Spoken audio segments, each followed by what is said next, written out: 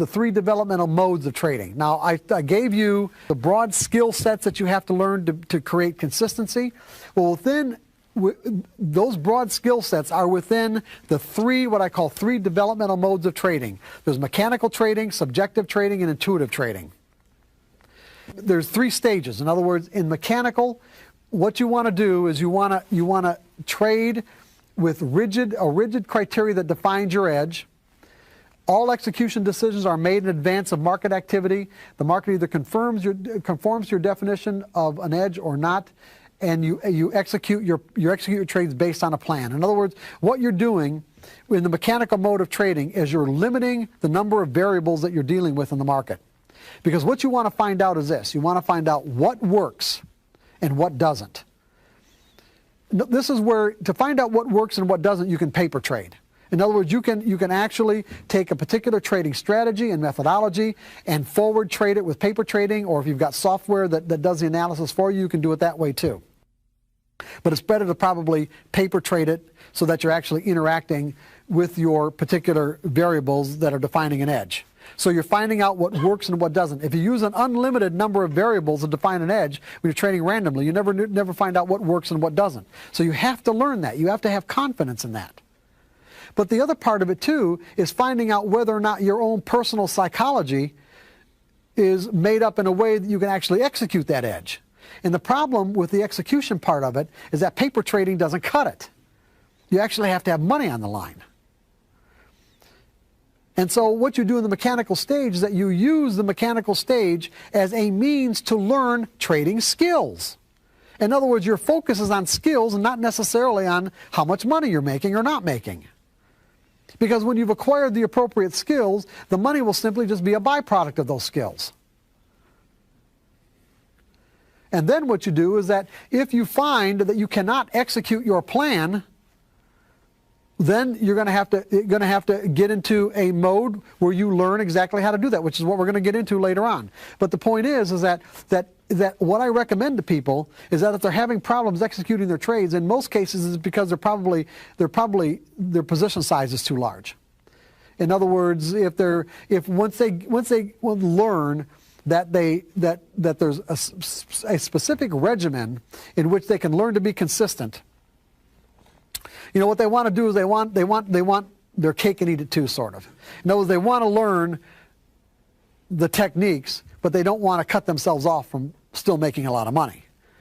When the reality is they don't have the psychological skills to be able to execute trades based on the way they were trading before. So if they were a 5,000 share trader before, they'll set up these exercises that we're going to talk about later on in the afternoon with 5,000 shares and then completely blow it and can't do it. The reality is their psychological makeup is such that they may only be able to do it flawlessly with 10 shares. So I work with people who had to go down to 1.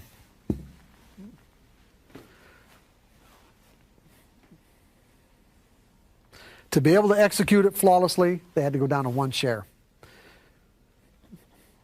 And then they work their way up. Then they go to 2, and then they go to 5, they go to 10. They just work their way up. I mean, is there anybody in this room who hasn't paper traded? And is there anybody in the room who hasn't experienced being able to execute your trades flawlessly on paper? But then when you try to execute your plan with real money, it doesn't work? See, the plan's working, you're not working. This is what mechanical trading is all about, okay? Mechanical trading is finding out just how big that gap is. You cannot take for granted that because you recognize an opportunity to enrich yourself in some way, that you have the skills to be able to take advantage of it appropriately. You can't take it for granted, and everybody does.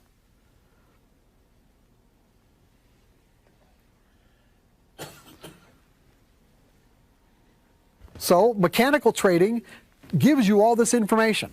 It tells you what works and what doesn't in the market and what works and what doesn't with you.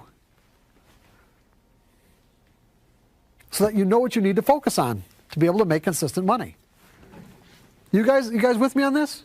Yes. Is it making sense?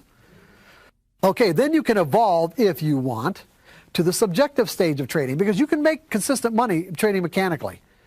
Okay, but most people like to be able to use their rational thinking and process and try to figure things out. And the subjective stage of trading is simply, this is a broader, more flexible mode of trading where you use everything you've ever learned about the price movement to determine your edges. In other words, all the different patterns you've learned, all the different nuances of market behavior will determine, where you get in, how much profit you take, where you set your stops.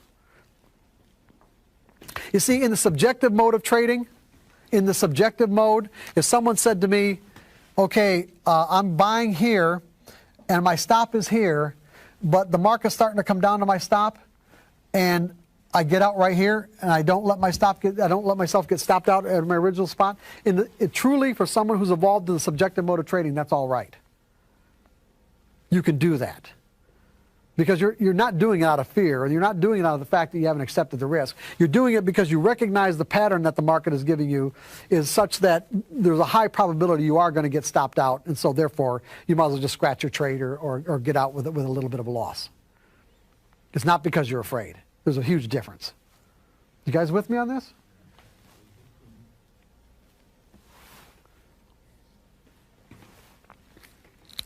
And then the last stage is the intuitive. This is the most advanced mode of trading. It would be the equivalent to getting a black belt in martial arts. It's when you find yourself in the zone, tapped into the collective consciousness of the market, giving you a sense of the flow.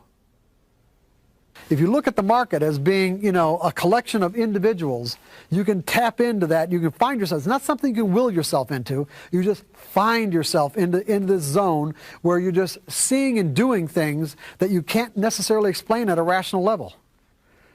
And the problem is that there are people. Everyone has intuitive capabilities. But some people it's completely shut off, and with others, they don't trust it because, they can't make the distinction between what's intuition and what's just their mind hoping that something's going to happen, or hoping that what they see is really what's going on, and making it feel like intuition. The problem is, until you've acquired these fundamental skills that we're talking about, you definitely don't want to be trading based on intuitive impulses. You just want to make note of them. When you've got the skills, then find yourself in the zone, then go ahead and do whatever comes to your brain until you flip yourself out of it. Meaning, when you start thinking at a rational level, you flip yourself right out of the zone. Because your rational mind wants reasons. Your rational mind wants logical reasons, and these intuitive impulses don't come from that part of your brain. They come from that creative part of your brain.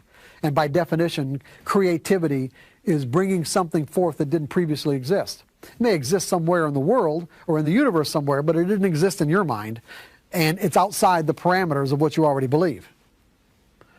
So there's going to be an instant conflict between what you think at a rational level and your intuitive impulses, until you train your rational mind to accept your intuitive impulses. Got that?